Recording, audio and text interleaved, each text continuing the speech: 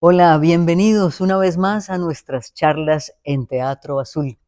Una vez más también con su director, Leonardo Echeverry Botina. Con tanta agitación electoral que hemos tenido por estos tiempos en Colombia, se nos ha ido pasando una celebración maravillosa y es la de que Teatro Azul lleve la representación de Colombia a un festival muy importante que hay en el África, más exactamente en Ruanda. El festival se llama Ubuntu Arts Festival en la ciudad de Kigali, la capital de Ruanda. Y eso ha sido posible porque Teatro Azul ganó la convocatoria nacional Colombia en el mundo para representarnos en ese festival. Leonardo, primero que todo, felicitaciones y empecemos entonces por contar cómo llegaron allá. No se lo ganaron propiamente en una rifa. Claro que no. Primero, gracias por felicitarnos. Estamos muy contentos, muy complacidos. Eh, no nos lo ganamos en una rifa. Generalmente, el Ministerio de las Culturas, las Artes y los Saberes, pues abre convocatorias. Y aquí hubo una convocatoria nacional para todas las artes, en la cual solo había un ganador. ¿Para qué la convocatoria? Para representar a Colombia oficialmente en Ruanda, en el Ubuntu Arts Festival, en la ciudad de Kigali, que es la capital de Ruanda. Nosotros participamos y pues tengo que decirlo, participamos en esta ocasión no pensando en ganar, Uh en -huh. participar. ¿Por qué? Porque pues tocó de enviar todo en inglés, había un jurado en Colombia, otros jurados en África y pues de repente cuando salió el resultado, Teatro Azul ganador y pues en ese momento uno se emociona, celebra y pues maravilloso porque vamos a representar a nuestro país con ese teatro necesario que es el que hacemos nosotros y en el que nos jugamos la vida. Pero además porque para quienes de pronto no conozcan la historia, bueno, ahora está como tan de moda no saber historia, yo no entiendo por qué, pero está de moda que la gente no sepa historia. Recordemos, en 1994, Ruanda fue el escenario de una de las masacres más espantosas de la que tengamos recuerdo en la historia reciente. Murieron, se dice que posiblemente casi 1 millón de personas y era un conflicto entre las castas, las etnias de Ruanda. Todo esto hijo del colonialismo, hijo de la dominación extranjera, se produce todo un movimiento que llega a que una etnia quiera exterminar a la otra de una manera tan espantosa. De modo que ser invitados a un país como Ruanda a hablar de perdón, porque esa es la obra que ustedes llevan, Hominum, perdón por ser. ¿Será por eso, Leonardo, que ganaron? ¿Por ofrecer una obra de perdón a un país como Ruanda? Eh, Estamos seguros de que sí, porque en la convocatoria estaba la pertinencia. Y pues, ¿qué más pertinente que hablar de perdón? Hominum, perdón por ser, quiere decir perdón por ser humanos. Y abordamos el tema y la reflexión de la palabra perdón desde nosotros como colombianos, pero visto con personajes de otros lugares, incluida Immaculée Bajiza, que es de Ruanda, que son personas que después de haber vivido situaciones límites para el ser humano, piensan en el perdón, aplican el perdón, generan la acción de perdonar y enseñan la importancia del perdón. Entonces, en Hominum, perdón por ser, pues se une directamente con Ubuntu, que en el idioma de Ruanda traduce humanidad también. Entonces, además el lugar donde realizan el festival es un lugar demasiado interesante porque es donde se recoge la memoria de ese genocidio de Ruanda, que precisamente fue un genocidio donde murieron más de 1 millón de personas en 3 meses. Y ahora que decías al inicio, ¿por qué la búsqueda de que un pueblo no estudie historia? Pues es para que no tenga memoria, porque en la geopolítica el intervencionismo, ¿sí?, tiene una puerta libre de entrada a los territorios supuestamente sujetos de derecho, con la poca memoria de un pueblo. Y si un pueblo se educa sin historia, pues es fácil de intervenirlo. Ojalá no tengamos en Colombia un largo trayecto de esa pérdida de memoria y al contrario, en las nuevas generaciones se empiece a tramitar la importancia y a reconocer la importancia de la memoria.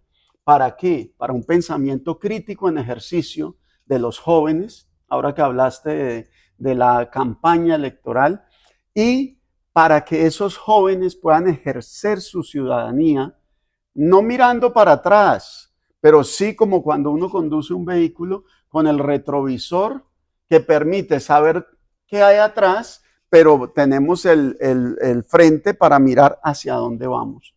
Si nosotros tenemos un conocimiento de la historia, podemos mejorar la trayectoria de la civilización. Nosotros tenemos que aprender a ser sociedades cada vez más civilizadas. Y esto es muy bueno en Colombia, que está subiendo el nivel de conciencia, lo que lleva, por ejemplo, ahora a un alto número de votación, o sea, de ciudadanos participando en la votación, con lo que nos gusta y lo que no nos gusta, pero aumenta.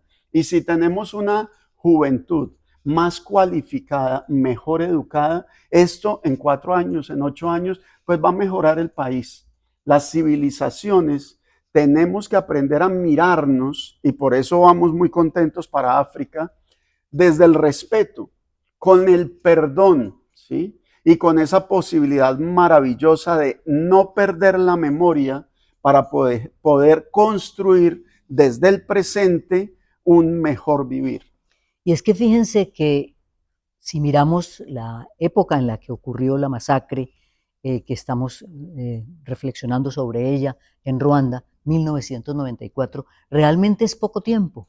¿Cuánto perdón hay que poner en práctica para superar una tragedia como la de Ruanda?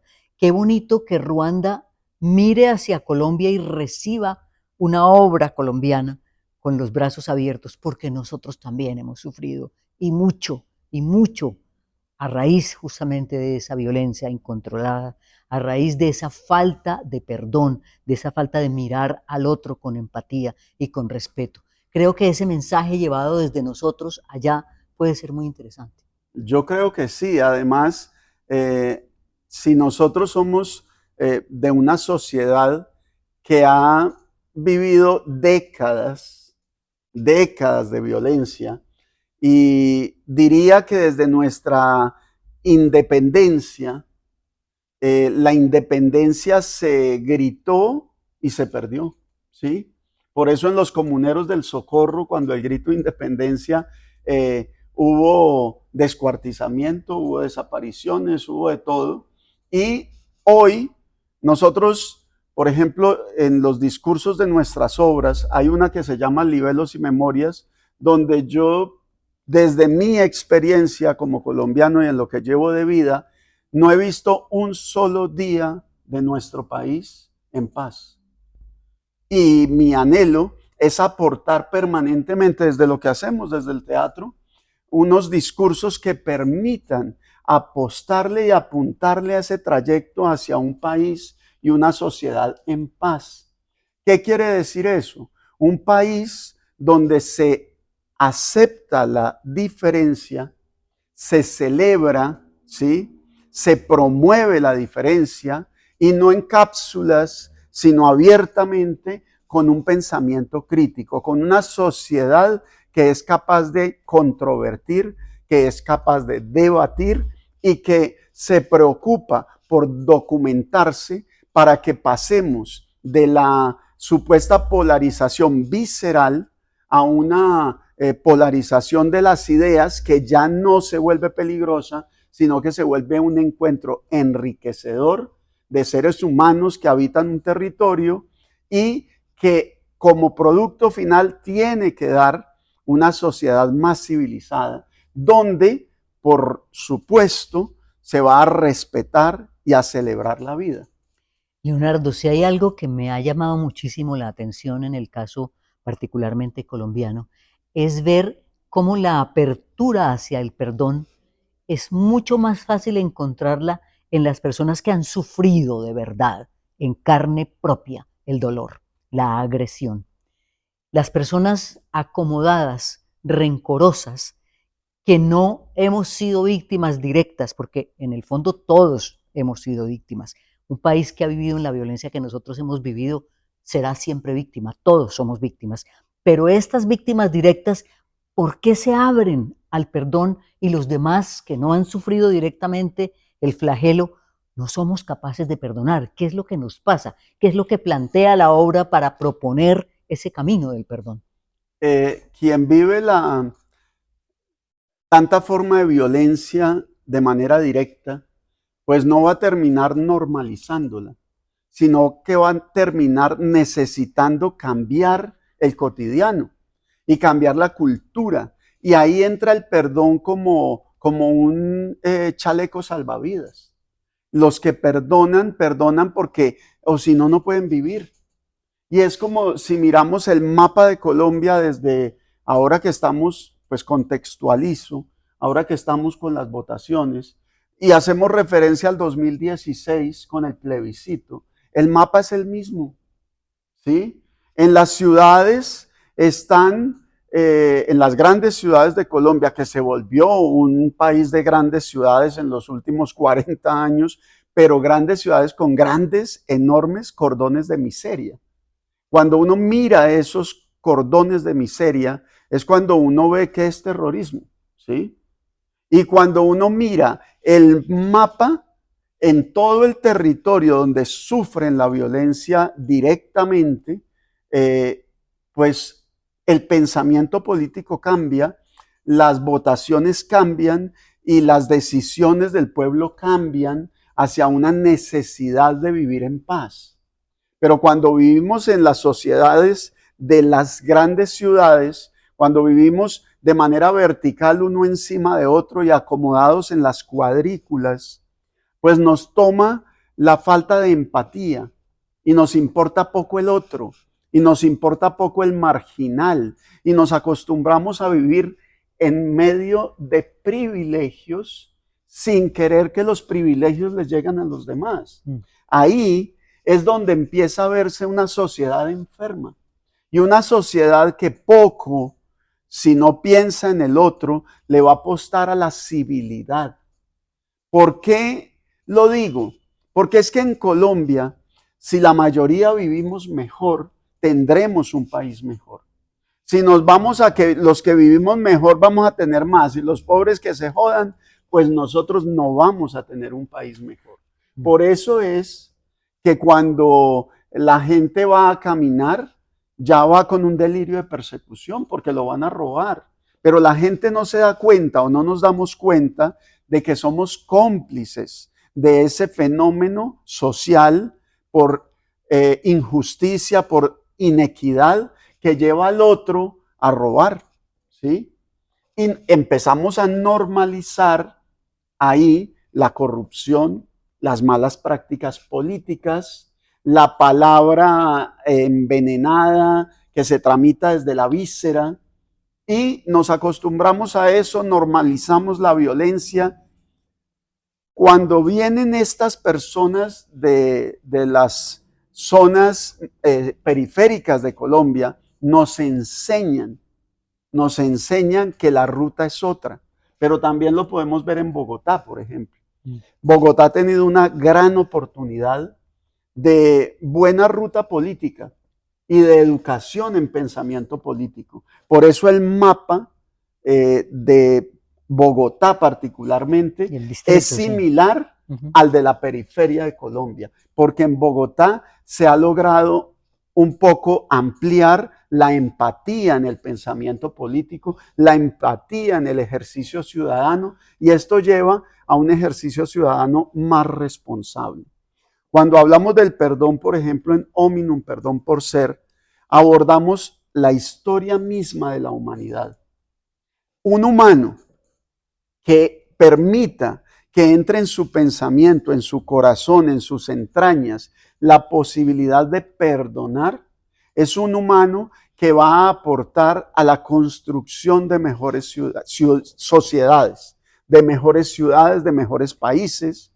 Y ahí tendríamos esperanza, creo yo, frente a los movimientos geopolíticos para que la economía del poder no esclavice nuevamente a sociedades del mundo, que es lo que pasa, ¿no es cierto? Ahora, y más ahora con el algoritmo, donde nos ubican en una parte donde creemos que pensamos, porque nos ubican con todos los que piensan igual, y nos van marcando de acuerdo al orden numérico, y para allá van, y nos van acorralando incluso en el pensamiento.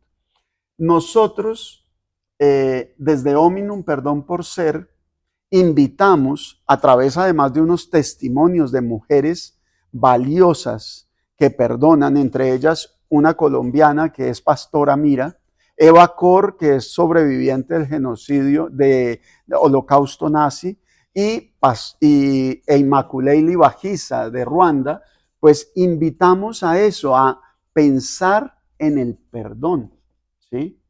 En Colombia lo necesitamos a gritos, ¿no? En estos días, por ejemplo, para que la gente entienda que debemos estar tranquilos, necesitamos aprender a perdonar y necesitamos aprender eso de la memoria, de la historia, para no repetirla. Vivimos en un país cargado tanto de violencia que ahora tenemos que aprender o intentar aprender a tramitar de otra manera los logros, que son muchos en la sociedad, y también las supuestas pérdidas, porque estamos en el orden del primero, el segundo, el tercero, pero hay muchas otras ganancias. Entonces hay que aprender a mirarlo y aprender a decir perdón por ser humanos. Pero cuando logro decir perdón por ser humano, hominum, perdón por ser, también decir cómo logro construir el ser humano que me compete de una mejor manera, para que en el encuentro con otro ser humano lo permee, lo afecte positivamente y se construya una mejor manera de relacionarnos en sociedad. Ya para cerrar, Leonardo, ¿cuándo son las presentaciones en Ruanda? ¿Cuándo se van? ¿Cuándo regresan? ¿Y cuándo nos van a contar cómo les fue?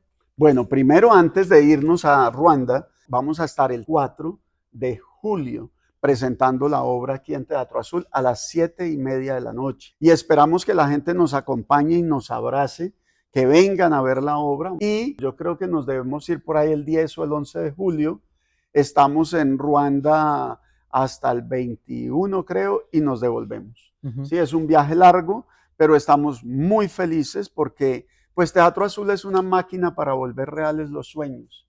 Y uno de nuestros sueños siempre ha sido compartir el teatro que hacemos con gente de todas las latitudes de este planeta azul. Y ahora ir a África, nunca hemos ido a África, y para nosotros es un honor ir a representar a nuestro país con un discurso tan profundo y tan verdadero, porque lo hacemos de verdad, pues ir a Ruanda.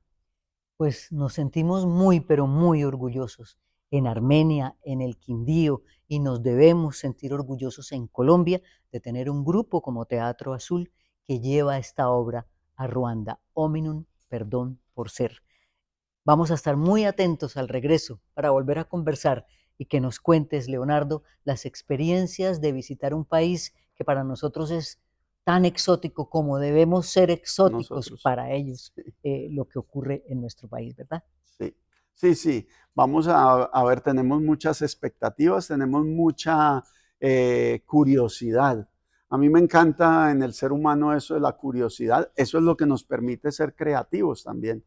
Y vamos a descubrir un mundo y a encontrarnos con una cultura. Esperamos disfrutarlo y esperamos, pues sí, contar esa experiencia cuando regresemos. Bueno, gracias a ustedes por acompañarnos a celebrar esta maravillosa noticia. Teatro Azul en el Ubuntu Arts Festival en Kigali, Ruanda. Felicidades.